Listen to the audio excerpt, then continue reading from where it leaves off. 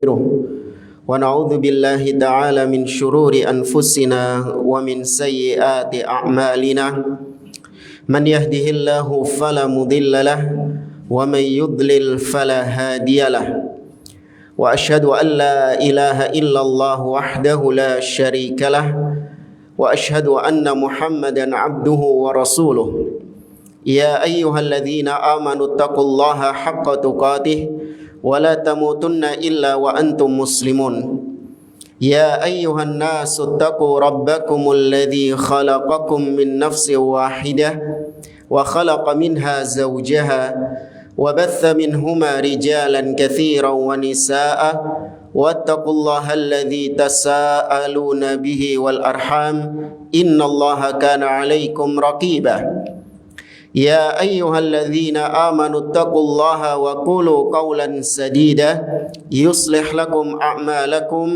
ويغفر لكم ذنوبكم ومن يطع الله ورسوله فقد فاز فوزا عظيما أما بعد فإن أصدق الحديث كتاب الله وخير الهدي هدي محمد صلى الله عليه وسلم وشر الأمور محدثاتها وكل محدثة بدعة وكل بدعة ضلالة وكل ضلالة في النار.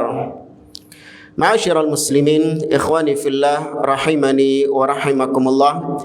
Alhamdulillah, segala puji bagi Allah Azza wa Jalla yang telah melimpahkan kepada kita nikmat-nikmatnya yang banyak, sehingga di malam hari ini kita dipertemukan kembali oleh Allah Azza wa Jalla setelah kurang lebih 2 bulan kita libur.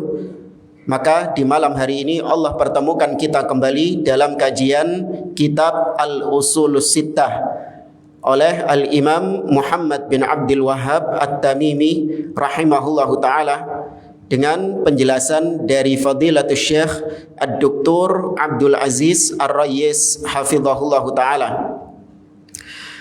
Kita masih membahas tentang al-aslul khamis, landasan yang kelima, di mana penulis rahimahullahu ta'ala mengatakan al-aslul khamis, landasan yang kelima, bayanullahi subhanahu li awliyaillah wa tafriquhu bainahum wa bainal mutasyabbihina bihim min a'da'illah al-munafiqina wal fujjar. Di landasan yang kelima ini, kata beliau, yaitu penjelasan Allah subhanahu wa ta'ala tentang wali-wali Allah.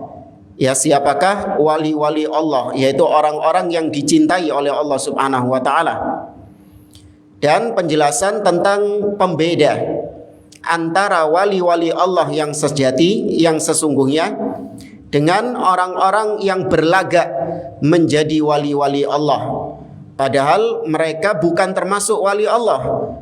Justru mereka adalah musuh-musuh Allah subhanahu wa ta'ala, dari kalangan al-munafiqin dan juga orang-orang yang fujar atau orang-orang yang menyimpang.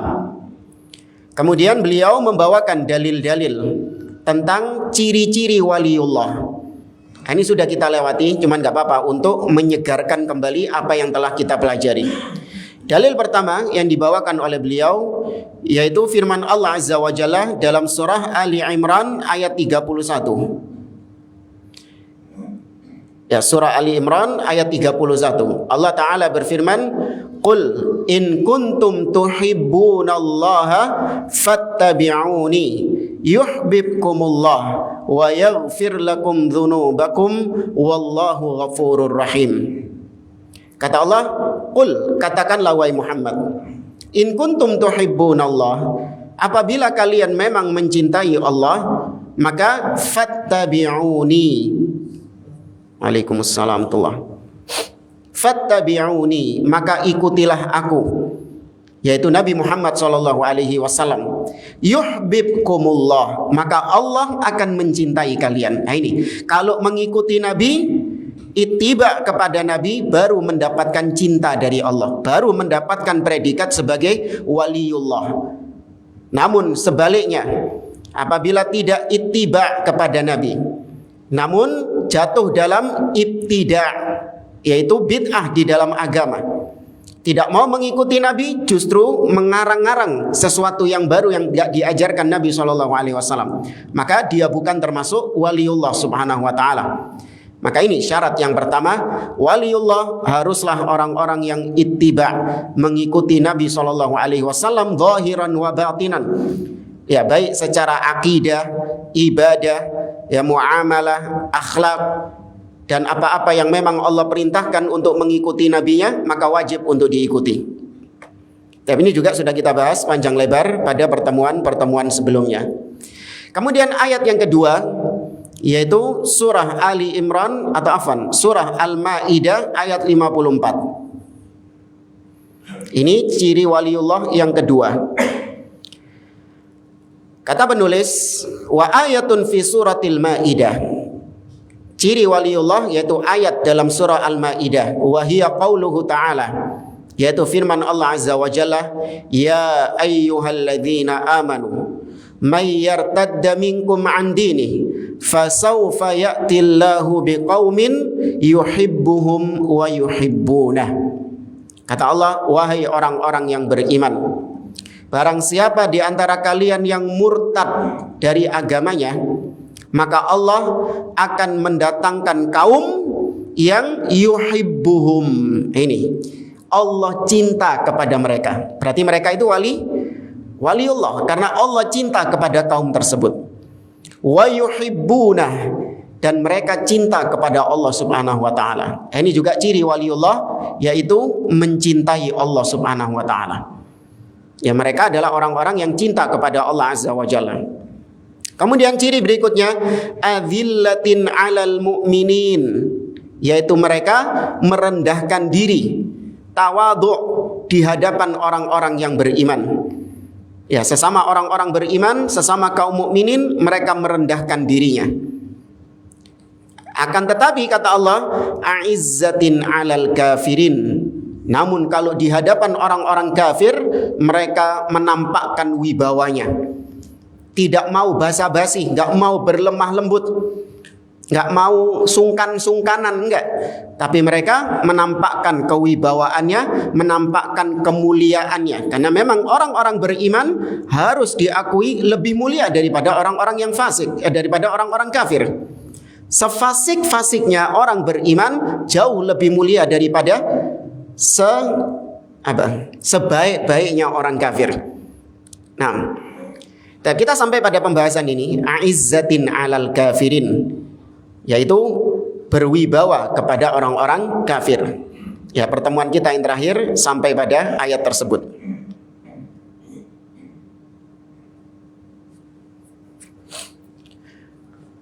Kita sampai di sini. Allah Azza wa Jalla berfirman tadi, adzillatin 'alal mu'minin, a'izzatin 'alal kafirin. Fafil muqabil hum ma'al kuffari ahlu izzah. Dari sisi sebaliknya, kalau sama orang-orang beriman, mereka merendahkan diri, tidak menyombongkan diri, ya, tidak menampakkan kewibawaannya. Namun apabila bersama orang-orang kafir, di hadapan orang-orang kafir, mereka menampakkan kemuliaannya, menampakkan wibawanya. Wa qala subhanahu, Allah Azza wa Jalla berfirman juga dalam surah Al-Fath ayat 29. Allah mengatakan, Muhammadur Rasulullah walladzina ma'ahu asyidda'u 'alal kuffar ruhama'u bainahum. Muhammad adalah utusan Allah, dan orang-orang yang bersama beliau, yaitu para sahabat, mereka asyidda'u 'alal kuffar, mereka tegas kepada orang-orang kafir, ruhama'u bainahum, namun sangat sayang kepada sesama mereka, saling kasih sayang kepada sesama mereka. Ini bukan berarti nanti diartikan kita nggak boleh nahi mungkar kepada orang-orang beriman. Kok yang diingkari hanya kebid'ahannya orang-orang mukmin, sesama saudaranya kok sukanya membid'ah-bid'ahkan, mensyirik-syirikkan. Sama orang kafir kok nggak sekereng itu. Nah, ini keliru memahami ayat. Justru itulah pengaplikasian ayat yang sebenarnya. Kita sering memperingati orang-orang beriman, sering memperingati kaum muslimin dari kesyirikan dan kebid'ahan karena kecintaan kita kepada mereka, karena kita ingin mereka kembali kepada jalan yang hak. Sebagaimana anak kita dan anak tetangga, mana yang lebih sering kita marahi? Anak sendiri atau anak tetangga? Anak sendiri. Apakah itu menunjukkan kita lebih cinta kepada anak tetangga? Tentu tidak. Ya. Kata beliau, fahum ahlu syiddatin ma'al kufar. Orang-orang yang beriman, mereka tegas kepada orang-orang kafir. Tidak basa-basi, tidak mencela-mencela, tidak sungkanisme. Gak enakan sama orang kafir, sampai ikut-ikut acara mereka, sampai malu menampakkan syiar-syiar agama sendiri. Gak enak sama orang kafir. Kan ada sebagian orang kayak gitu, malu menampakkan identitasnya sebagai orang beriman. Fayajibu an nubghidal kafir li'annahu kafir. Maka wajib bagi kita untuk membenci orang kafir karena kekafirannya. Ya, kita wajib ada ketidaksukaan kepada orang kafir. Bukan karena dia ini pelit sama kita, bukan karena dia ini zalim sama kita, enggak. Kita enggak suka sama mereka karena kekafiran yang ada pada mereka. Itu harus ada. Ini merupakan akidah al-wala wal bara'. Namun pernah kita tegaskan, meskipun kita enggak suka membenci orang-orang kafir karena kekufurannya, bukan berarti kemudian kita mendolimi orang kafir tersebut. Bukan berarti kita menyakiti orang kafir tersebut, atau bahkan naudzubillah menumpahkan darah orang kafir tersebut. Enggak. Bedakan antara membenci dengan mendolimi. Ini dua hal yang berbeda. Membenci wajib. Ya, orang-orang yang beriman wajib ada kebencian terhadap orang-orang kafir. Jangankan orang-orang kafir, orang beriman, pelaku maksiat saja, antum benci enggak? Ada begal misalnya, atau ada orang yang suka mabuk, atau narkoba, atau apalah pokoknya. Antum suka sama dia atau enggak? Enggak suka. Karena apanya? Karena kemaksiatan yang dia lakukan. Tapi di sisi lain, karena dia sebagai orang yang beriman, antum tetap mencintai dia karena keimanannya, karena statusnya sebagai seorang muslim. Sama, orang kafir kita benci karena kekafirannya. Namun kita masih boleh mencintainya karena urusan-urusan apa?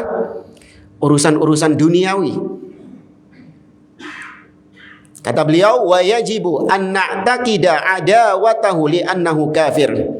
Dan wajib ada akidah, keyakinan dalam diri kita, kata beliau, kebencian terhadap mereka karena kekufurannya. Allah berfirman dalam surah Al-Mumtahanah, ya ayyuhalladzina amanu la tattakhidhu aduwi wa aduwakum awliya tulquna ilaihim bil mawaddah. Wahai orang-orang yang beriman, jangan menjadikan musuhku dan musuh-musuh kalian sebagai wali-wali, yaitu sebagai orang-orang yang dicintai.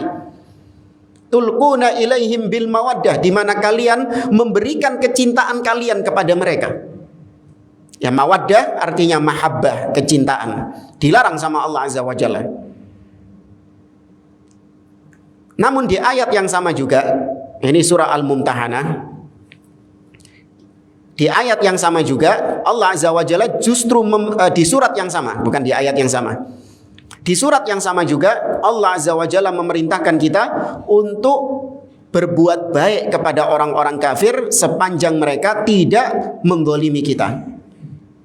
Itu tadi ayat yang pertama ya. Ya ayyuhalladzina amanu la tattakhidhu aduwi wa aduwakum awliya, yaitu larangan untuk mencintai orang kafir. Akan tetapi di ayat yang ke-8, ya, di ayat yang ke-8 yang paling atas itu Allah mengatakan la yanhakumullah 'anil ladzina lam yuqatilukum fid din wa lam yukhrijukum min diyarikum an tabarruhum wa tuqsitu ilaihim innallaha yuhibbul muqsitin. Allah tidak melarang kalian untuk kalian berbuat baik kepada orang-orang kafir sepanjang mereka tidak memerangi kalian dan tidak mengusir kalian dari rumah-rumah kalian. Sesungguhnya Allah mencintai orang-orang yang berbuat adil, berbuat baik. Maka kata para ulama, dalam urusan-urusan dunia kita boleh bersama orang-orang kafir, kita bantu mereka, gak ada masalah. Tetangga kita butuh bantuan kita, atau mungkin kita punya bisnis sama orang kafir, Kita punya perjanjian dengan orang-orang kafir, kalau kita utang sama mereka wajib untuk dibayar. Jangan dikatakan kemudian ghanimah, gak usah dibayar kalau utang sama orang kafir. Enggak. Utang sama orang kafir wajib untuk dibayar. Nah, ini urusan-urusan duniawi boleh kita bermuamalah dengan mereka, berbuat baik sama mereka. Apalagi kalau misalnya tujuan kita adalah untuk menarik hati mereka kepada Islam. Namun kalau dalam urusan akidah, dalam urusan agama, maka berlaku ayat lakum dinukum waliyadin. La a'budu ma ta'budun. Aku tidak sudi menyembah apa yang kalian sembah. Nggak boleh mengatakan selamat atas perayaan-perayaan hari raya mereka. Ya, kalau dalam urusan agama, dalam urusan akidah, kita nggak boleh ikut-ikutan dengan orang-orang kafir. Namun dalam urusan-urusan dunia, boleh kita bermuamalah, berinteraksi dengan orang-orang kafir. Kemudian di ayat yang lain, di surah Al-Maidah ayat 51, ya ayat yang sempat viral beberapa tahun yang lalu, Allah mengatakan, ya ayyuhalladzina amanu la tattakhidul yahuda wan nasara awliya ba'duhum awliya'u ba'd wa may yatawallahum minkum fa innahu minhum innallaha la yahdil qaumadh dhalimin. Kata Allah, wahai orang-orang yang beriman, jangan kalian menjadikan orang-orang Yahudi dan Nasara sebagai aulia, wali-wali, yaitu orang yang dicintai. Sebagian mereka menjadi wali atas sebagian yang lain. Maka barang siapa yang mencintai mereka, menjadikan mereka sebagai wali, fa innahu minhum, maka dia termasuk daripada orang-orang kafir tersebut. Sesungguhnya Allah tidak memberikan hidayah kepada orang-orang yang zalim. Ini juga larangan untuk kita mencintai orang kafir dalam urusan agama mereka, dalam urusan akidah mereka. Harus ada kebencian. Demikian juga dalam surah Al-Mumtahanah ayat yang keempat, Allah mengatakan, qad kanat lakum uswatun hasanah fi Ibrahim walladzina ma'ahu idh qalu liqaumihim inna bura'a'u minkum wa mimma ta'buduna min dunillah kafarna bikum wa bada bainana wa bainakumul adawatu wal baghdha'u abadan hatta tu'minu billahi wahdah. Kata Allah, sungguh telah ada suri tauladan yang baik, contoh yang terbaik bagi kalian. Siapa contoh terbaik itu? Pada Nabi Ibrahim dan nabi-nabi yang bersama beliau. Ketika para nabi ini mengatakan kepada kaumnya, inna bura'a'u minkum, kami berlepas diri dari kalian. Wa mimma ta'buduna min dunillah, dan kami berlepas diri dari apa-apa yang kalian sembah selain Allah Azza wa Jalla.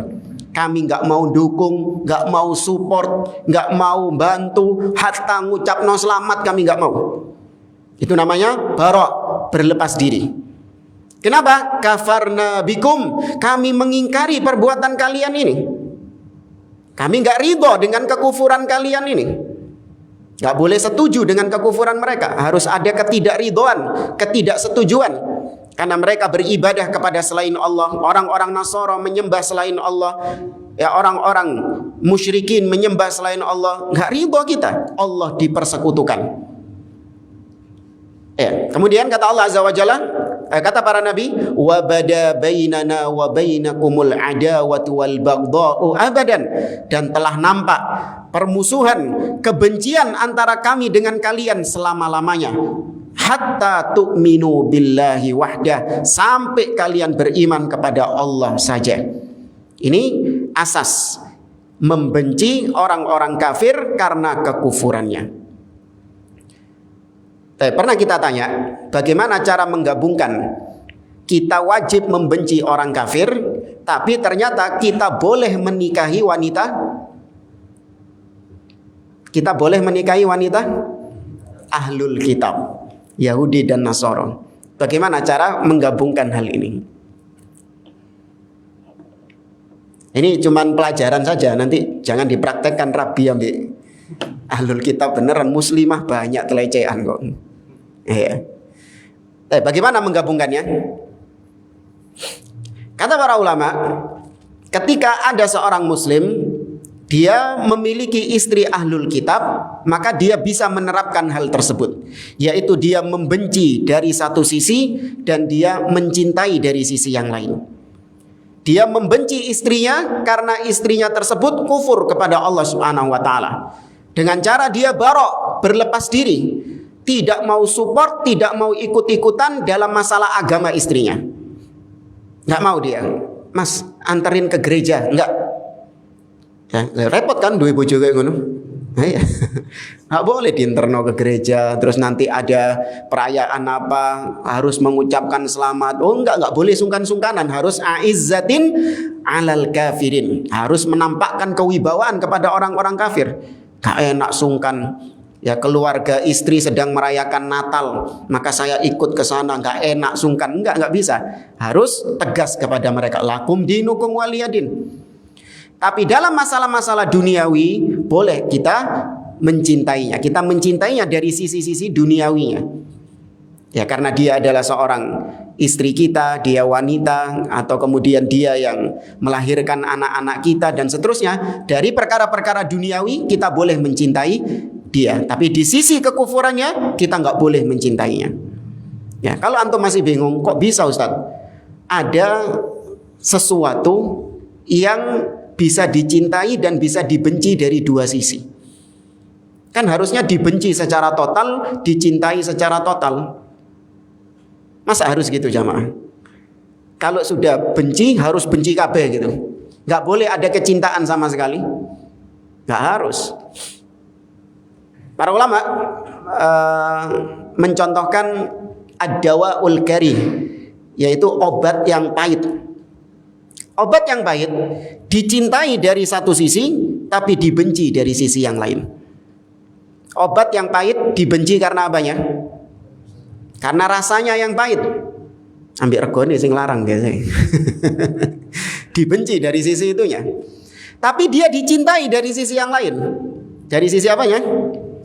Dari sisi manfaatnya. Ya, dari sisi khasiatnya. Ya, itu bisa. Sesuatu bisa dicintai dari satu sisi dan sisi yang lain. Ya, tapi intinya muslimah masih banyak di luar sana. Ngapain cari istri yang ahlul kitab? Cuman kalau ditanya boleh. Allah Azza wa Jalla mengatakan al-yauma uhilla lakumut thayyibat wa ta'amul ladzina utul kitaba hillul lakum wa ta'amukum hillul lahum wal muhsanatu minal ladzina utul kitaba hillul lakum wal muhsanatu minal mu'minina wal muhsanatu minal ladzina utul kitaba min qablikum idza ataitumuhunna ujurahun. Ya, dalam surah Al-Maidah itu dibolehkan. Tapi konsekuensinya gitu tadi. Lanjut kata beliau, fala budda min aqidatil wala wal bara ma'al kuffar. Maka harus ada namanya aqidah al-wala wal bara, cinta dan benci kepada orang-orang kafir. Wa an yubghidal kafir li'annahu kafir, dan wajib membenci orang kafir karena dia kafir, karena kekufurannya.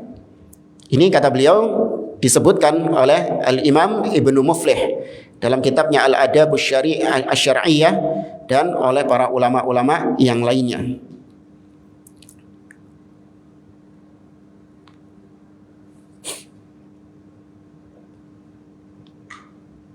Dan ada ucapan yang bagus dari Abul Wafa Ibnu Aqil. Beliau mengatakan, idza aradta an ta'rifal Islam min ahli zamanin fala tanzur ila izdihamihim 'inda abwabil masjid. Apabila engkau ingin mengenal bagaimana Islam di suatu negeri, di suatu tempat, maka jangan ngelihat banyaknya orang-orang yang kumpul berebut masuk pintu masjid. Nah, kalau kau ingin mengenal Islam, ingin tahu bagaimana keislaman di suatu tempat, jangan ngelihat banyaknya orang-orang yang kumpul rebutan masuk ke dalam masjid. Wala ila irtifa'i aswatihim bilabbaik, dan jangan pula kalian melihat bagaimana kerasnya suara mereka ketika mengucapkan labbaik Allahumma labbaik, walakin unzur ila muwata'atihim li'a'da'is syari'ah. Tapi lihat bagaimana sikap mereka kepada musuh-musuh agama.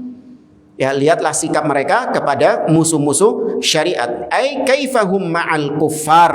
Perhatikan bagaimana sikap mereka kepada orang-orang kafir. Wa rawal Baihaqi an Umar radhiyallahu anhu annahu qala fi rajulin nasrani.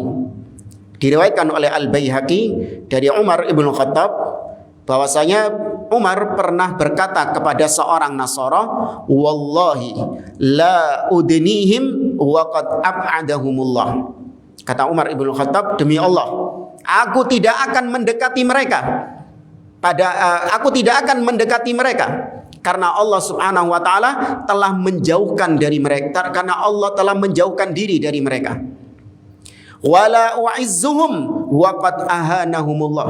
Sungguh aku tidak akan memuliakan mereka karena mereka telah dihinakan sama Allah Subhanahu wa taala. Wala ukrimuhum wa qad adzallahumullah. Dan aku tidak akan menyanjung-nyanjung, tidak akan mencintai mereka karena Allah Azza wa Jalla sudah menghinakan mereka, sudah menjadikan mereka terpuruk.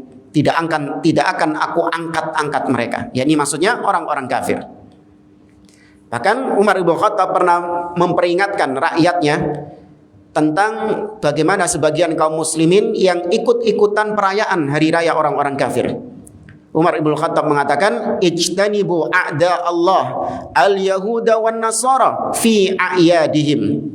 Jauhkanlah diri kalian dari musuh-musuh Allah, Yahudi dan Nasara, terutama pada perayaan-perayaan hari raya mereka. Fa inna sukhta yanzil, karena murka Allah ketika itu sedang turun. Fa akhsha ayyanzila alaikum, dan aku khawatir kemurkaan Allah itu juga ikut turun kepada mereka. Maka ketika perayaan hari raya orang-orang kafir itu kemurkaan Allah turun kepada mereka. Lah kalau ada orang beriman ikut-ikutan di sana, nah ini dikhawatirkan kena murka Allah juga. Kata beliau, fayajibu ayya'taqidal muslimuna adawatal kafirin li'annahum kafirun. Faminal khata' ayya'taqida ahadun al-ukhuwata baina ahlil iman wa ahlil kufran. Di antara kekeliruan sebagian orang, yaitu ada sebagian orang yang meyakini adanya ukhuwah, persaudaraan antara orang-orang beriman dengan orang-orang kafir.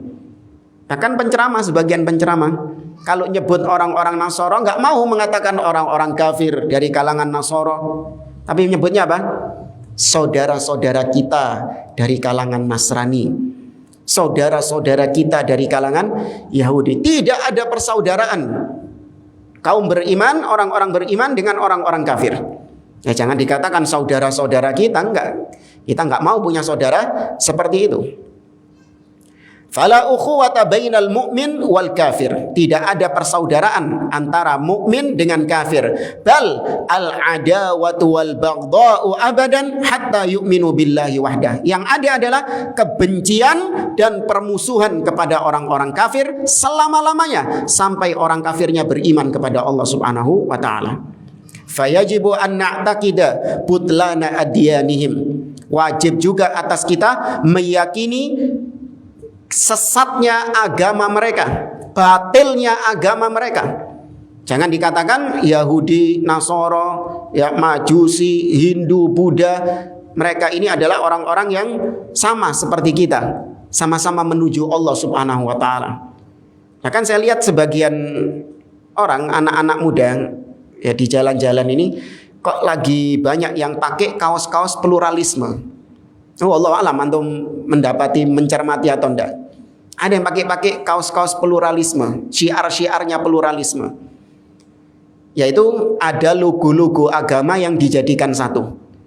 Ada salib, kemudian bulan bintang, ya, kemudian bintangnya Yahudi, kemudian lambang apa? Swastika itu. Yang kayak Nazi itu loh, lambangnya Hindu itu. Terus pokoknya lambang-lambang jadikan satu, kemudian ada kata-katanya. Kita bukan berbeda tujuan. Kita hanya berbeda jalan, namun tujuan kita sama. Subhanallah. Kita hanya berbeda jalan, tapi tujuan kita sama. Maka kita jawab, iya, kita nggak mengingkari kok kalau Hindu, Buddha, Nasoro, Yahudi, Majusi, sampai yang agama yang nyeleneh sekalipun, tujuan mereka tetap kalau ditanya pengennya kemana? Tetap pengennya ke surga. Iya, kita nggak mengingkari hal tersebut. Yang kita ingkari adalah jalannya salah. Ya kan? Jalannya salah. Kita meyakini masuk surga cuma lewat jalan mana? Jalannya Nabi SAW. Hanya Islam yang mengantarkan seseorang ke surga. Ini harus ada akidah seperti ini dalam diri kita, jemaah. Tidak boleh ada keraguan-raguan. Tidak boleh ada sedikit pun keraguan dalam diri kita. Ojo-ojo Nasoro juga bisa mengantarkan ke surga. Jangan-jangan agama Yahudi juga bisa mengantarkan. Ada sedikit keyakinan seperti ini, kita bisa jatuh dalam kekufuran. Itu pembatal keislaman. Kata Syekh Muhammad bin Abdul Wahab dalam kitabnya Nawaqidul Islam, man lam yukaffiril musyrikin au syakka fi kufrihim au sahhaha madhhabahum faqad kafar. Barang siapa yang tidak menganggap kafir orang-orang kafir atau ragu akan kekafirannya, tuh. Ragu, ojo-ojo bener orang-orang ini. Awak dewi sing salah ini. Itu nggak diucapkan, tapi ada sedikit gangguan dalam hati kita. Itu bisa menyebabkan batal keislaman kita. Atau naudzubillah, au sahhaha madhhabahum, membenarkan ajarannya orang-orang kafir tersebut, faqad kafar, maka dia juga kafir. Ya, maka nggak boleh kita meyakini kebenaran semua agama. Harus Islam satu-satunya agama yang diridhai oleh Allah. Inna dina indallahil Islam wa may yabtaghi ghairal islami dinan falan yuqbala min wa huwa fil akhirati minal khasirin. Ayat ini yang saya baca tadi, surah Al-Imran ya. Inna dina indallahil Islam. Ada syubhat yang dilontarkan oleh seorang tokoh di negeri kita. Sebenarnya dia bukan ulama ya, tapi dia ini dikenal sebagai budayawan, tapi suka berbicara tentang masalah agama. Hanya ngawur ngomongnya. Nah, pernah kita lihat cuplikannya. Dia mengatakan inna dina indallahil Islam. Ini ayat 19. Inna dina indallahil Islam. Kalau kita lihat terjemahnya, kecilin ya. Kita gede no.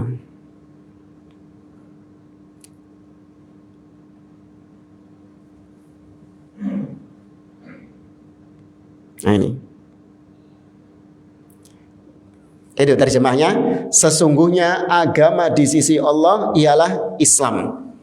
Dia bertanya orang ini, kenapa Islamnya kok nggak diterjemahkan? Apa maksudnya?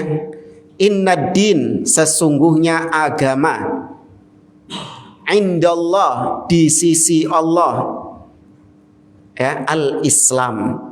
Kenapa Islamnya kok nggak diterjemahkan? Paham maksudnya? Maka sama dia diterjemahkan.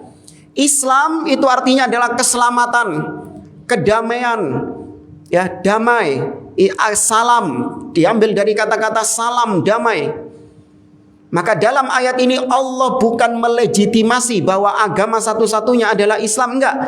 Allah hanya mengatakan bahwa agama yang Allah ridhoi adalah agama yang damai. Wis tak top dah. Pokoknya agama yang damai katanya. Nah, ini syubhat. Nabi SAW tegas mengatakan, kata Nabi SAW, la yasma'u bi ahadun min hadhil ummah yahudiyun aw nasraniyun thumma mata wa lam yu'min billadhi ursiltu bihi illa kana min ashabin nar.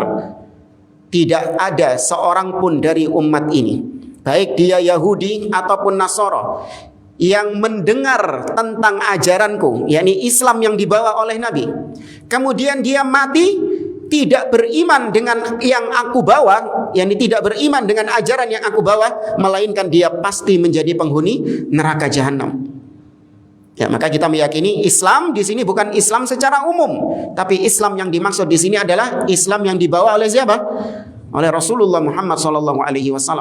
Semua pintu-pintu jalan-jalan yang dulu ditempuh oleh para nabi dan rasul sudah tutup. Kalau ada orang yang pengen masuk surga zaman ini lewat jalannya Nabi Musa, Zaman sekarang ya, pengen masuk surga lewat jalannya Nabi Musa, iso gak? Nggak bisa. Kalau ada orang di zaman kita sekarang yang pengen masuk surga lewat jalannya Nabi Isa, bisa sampai? Nggak bisa nyampe. Lewat jalan Nabi siapa? Sudah tertutup. Nabi-nabi itu jalannya buka ketika zaman mereka tok. Adapun Nabi kita Muhammad SAW, satu-satunya jalan yang terbuka menuju surga. Hanya lewat jalan ini saja. Nggak lewat jalan ini, mustahil masuk surga. Maka kembali kepada kaosnya pluralisme tadi. Betul, kita cuman beda jalan, tapi tujuan kita sama. Maka kita jawab, jalanmu salah. Nah kalau jalanmu salah, sampai kapanpun gak akan bisa nyampe tujuan. Ada dua orang, sama-sama pengen berangkat menuju Jakarta. Yang satu ditanya, inti lewat mana? Oh, saya lewat tol Trans Jawa. Masya Allah, saya lewat tol Trans Jawa. Masuk dari Warugunung, nanti terus dur sampai Jakarta, Jawa Barat. Nah orang satunya ditanya, lo inti lewat mana ke Jakarta? Lewat Suramadu. Ya Pak Jamaah. Nah, sama-sama tujuannya ke Jakarta, tapi lewat Suramadu. Kapan nyampenya? Wallahu a'lam. Maka kata beliau, wajib meyakini batilnya agama mereka. Wa man sahhaha madzahibahum faqad kafar bi ijma'i ahlil ilm. Barang siapa yang membenarkan ajaran mereka, yakni ajaran orang kafir, maka dia kafir berdasarkan kesepakatan para ulama. Pertanyaan, kalau kita membenarkan ajaran orang kafir, tapi ajarannya itu sama dengan ajaran kita, apakah kita termasuk kafir juga? Contoh misalnya, orang-orang kafir, ahlul kitab ya terutama ya, Yahudi, Nasara, mereka juga meyakini bahwasanya alam semesta ini diciptakan oleh Allah selama 6 hari. Ya, alam semesta ini diciptakan oleh Allah selama 6 hari. Kecuali orang Yahudi, mereka mengatakan hari ketujuhnya Allah kenapa? Istirahat. Tapi mereka mengatakan bahwa Allah menciptakan alam semesta ini, langit dan bumi selama 6 hari. Ketika kita juga meyakini dan kita benarkan Allah menciptakan langit dan bumi juga kita tetapkan selama 6 hari, apakah kita dikatakan membenarkan ajaran mereka?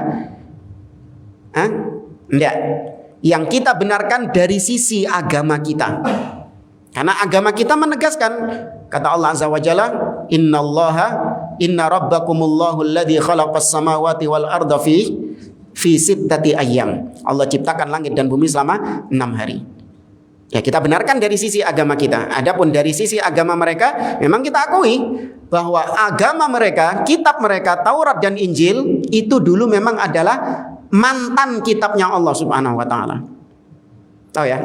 Ex kitabnya Allah Azza wa Jalla yang sudah dirubah-rubah sama mereka. Maka kalaupun ada kemiripan, ya itu wajar. Karena baik Al-Qur'an, Taurat, Injil secara asal ini kalamnya siapa? Kalam Allah Subhanahu wa taala. Secara asal ucapannya Allah, dan ucapan Allah antara satu dengan yang lain itu tidak ada yang berbeda, tidak kontradiksi.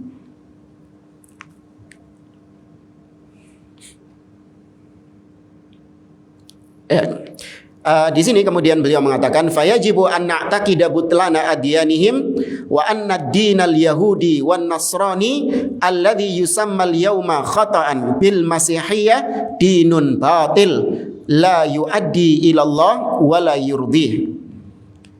Diulangi lagi kata Syekhul Islam Ibnu Taimiyah. Kata beliau, kata Syekh Abdul Aziz Ar-Rayis, wajib bagi kita untuk meyakini batilnya agama-agama selain Islam, dan bahwasanya agama Yahudi, agama Nasara yang orang-orang sekarang menyebutnya dengan Masihiyah, agama Masihi. Orang-orang Nasara yang ada di Arab sana, di Syam atau di negeri-negeri Timur Tengah sana, mereka nggak mau disebut Nasrani. Mereka nggak mau disebut Nasrani. Mereka pengennya disebut Masihi. Nah, ini penamaan yang keliru. Penamaan yang syar'i, Allah sebut mereka apa? Nasrani. Jamaknya An-Nasara. Maka kita namai mereka sesuai dengan nama yang syar'i.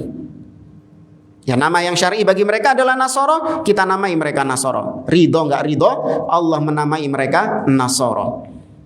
Maka jangan alergi dengan nama-nama yang syar'i, jemaah. Ada sebagian orang itu alergi, padahal itu nama yang syar'i. Allah yang menyebut, Nabi yang menyebut, tapi nggak suka mereka. Kayak sebagian orang misalnya alergi dengan kata-kata bid'ah. Alergi dengan kata-kata bid'ah. Ustaz, kalau nyampaikan hukum, kalau itu bid'ah, jangan ngucapin bid'ah. Kenapa? Orang-orang itu gak suka. Ya sudah, itu kalimat yang sensitif katanya. Terus gimana? Ya diperhalus. Diperhalus gimana? Diganti dengan gak sesuai sunnah. Jadi kalau misalnya kita mengatakan ini hukumnya bukan bid'ah, tapi nggak sesuai sunnah. Nah, ini kan enak, bisa diterima sama masyarakat. Maka kita jawab, oh enggak. Bid'ah itu adalah kalimat yang apa? Yang syar'i. Siapa yang mengucapkan bid'ah ini? Rasul Shallallahu Alaihi Wasallam. Ini yang pertama. Kita nggak alergi dengan istilah-istilah yang syar'i. Kemudian yang kedua, kalau kita menggunakan kata-kata nggak sesuai sunnah, maka nggak sesuai sunnah nggak berarti bid'ah.